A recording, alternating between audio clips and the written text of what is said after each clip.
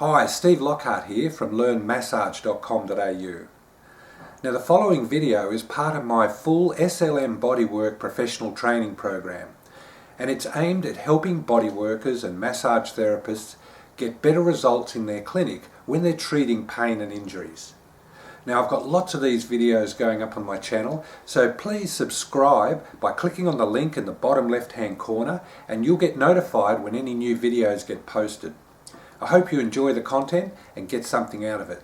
Thanks a lot. Sorry, reverse that. I had a lady that had a pain in her chest, and I was sort of a little bit perplexed as to where it was coming from. And about a week later I had a footballer came in, and he had a sore neck, and I was working on his neck, and I worked on a point in his neck around the front here, and he said, "Oh, that's really weird, that sends a pain into my chest." And he pointed to the exact spot that a lady had a pain, and obviously when I got her back I looked here and that was where I fixed her problem. So, you know, the crossover from one patient to another is a lot, and getting that feedback, communicating with the patient all the time, what they're feeling, you know, what that's doing, all that sort of thing, will really sort of, you know, program your computer, if you like, in your brain and put all the dots together. So it's important to develop that rapport and also to try and explain to the person what you're trying to achieve for them, because if a person's coming along and you're not fixing them, you know, very quickly, then they've got that question in their mind: is this just another one like the physios or like the chiropractors? Is this just some more money where I'm not going to get better? They need to be deciding in their own mind that you've got a handle on what's going wrong with them, and you know, you're worth sticking around with, worth persevering with. If you're just working quietly away and doing your thing, and in your mind you're thinking, you know, I can fix this, I know what I'm doing, and you know, this is going to be great, and they're going to be really feel great after a few weeks, and then they just don't come back because they didn't hear that, you know. They didn't realise that it was going to take 5 weeks and that, you know, they mightn't feel anything for the first week or two, and when they walked out they just said, oh, you know, that didn't do anything, so they just move on. So it's important to get that communication pathway happening with them as well on that. Know your market is an important point with this work, because you know, if you live in the western suburbs of Sydney, there's no point setting up, you know, a hippie type clinic with incense and, you know, lovely mood music and that sort of thing, because you get the truck drivers coming and go, they're bloody weird in there, mate. So, same if you're in the eastern suburbs, you know, it might fit in beautifully, but you've got to look at your market. You know, who are the people that you're treating, and what sort of people are they? You know, what environment or what sort of atmosphere do you need to create to make them feel comfortable and to make them feel confident in what you're doing?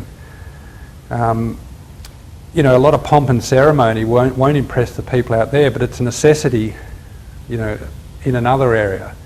So it's important that you don't just have a vision in your head and not give consideration to where you are and who you're treating and what's around you.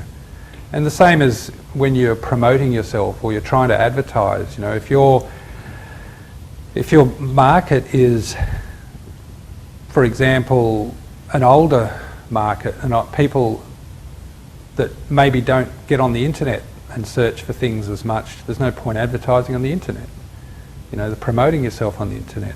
So these are all important things when you're starting out, to sit down and just give it some thought and think, you know, where am I? Who do I want to treat? What do I need to do to attract their attention and get them knocking on my door? Setting short-term goals is really important, and you know, you hear about this anytime you go to any seminars, and that's why I put that in here. You know, everyone has to talk about short-term goals, but reality is, without a short-term goal, you really don't have any direction for tomorrow, next week, next month. You know, if somebody comes to you with an offer, or an opportunity comes across your desk, if you don't have a short-term goal in your mind, or even written down is better, but if you don't have that short-term goal, you really don't know if you should take that opportunity or not, because you don't know which direction you're going. As I said, your choices in this work are huge, you know, and I've just had in my life, you know, in the 20 odd years I've done this, I've had so many people saying, oh, you should set up a big clinic, you know, you should have all your students in there, you should go and work with an athlete, you should, you know, there's all these options that you could do with this, because everybody has issues with their body, everybody has pain and problems, and there is all these little pockets you can put yourself, and, you know, where are you going to do it? You know, have you thought about that? Have you given some thought to what it is you really want to do? Because once you get caught up in something, once you tend to get swept away into a certain area, it's not as easy to pull back and change and switch all that. So it's a good idea to try and figure that out right at the start and make sure that the steps you take are in the direction of that goal. And with every short-term goal, you know, there's long-term goals. I mean, where do you want to be in 5 years' time? Do you want to be working for yourself, you know, just a one-man band? Or do you want to have a clinic? Do you want to have 3 or 4 people working for you, and you're, you know, orchestrating it all from the front desk and talking to the people about their problem and allocating the therapist to them and giving them, you know, exercises and monitoring their progress and having the workers out there doing the physical work for you? Because that's, you know, a very realistic way of working as well. You don't have to be the person that stands over the table and does all the hard work if you don't want to be. It's important that you learn this work and get to the point where you're confident. If that therapist struggles, you can go in there and look at the body and actually give them some good direction. That's really important, but it doesn't mean that's where you have to end up. So having a long-term goal, you know, is just as important as well. And then obviously, whatever your long-term goal is, your short-term goal, you know, steps you in that direction. I mean, my brother, he has a clinic in Lane Cove. You know, his goal was to buy a place, which he did, and he's got one SLM person working in there, and he's got another person doing a different sort of massage, and he's had naturopaths in there, and he's had acupuncture in there, and he's setting up like a little clinic, and he's buying the premises, so, you know, he's got people working for him that paying the rent, that, you know, end up paying his superannuation, if you like, off. They're buying him a property, and his goal would ultimately, I would say, is to have that clinic running without him necessarily having to be there working.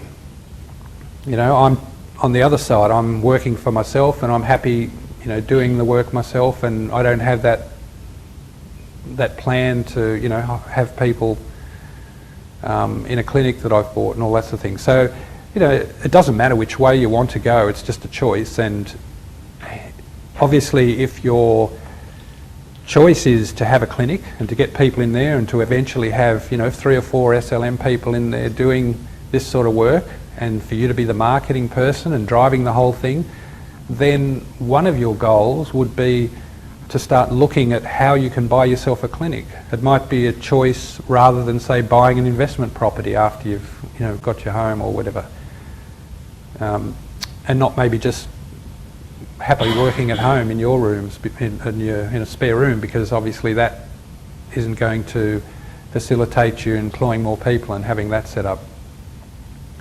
Anyway, you need just to give that some thought and just work on that idea.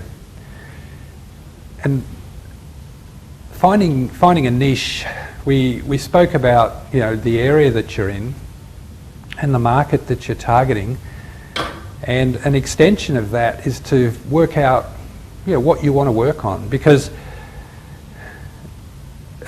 we start off with massage, you know, it's a general term, and, you know, everyone here is probably doing massages, and that's all well and good, and that's the best way to start, to learn, to get this, you know, therapy format down pat and start learning about the body and all that sort of stuff. But,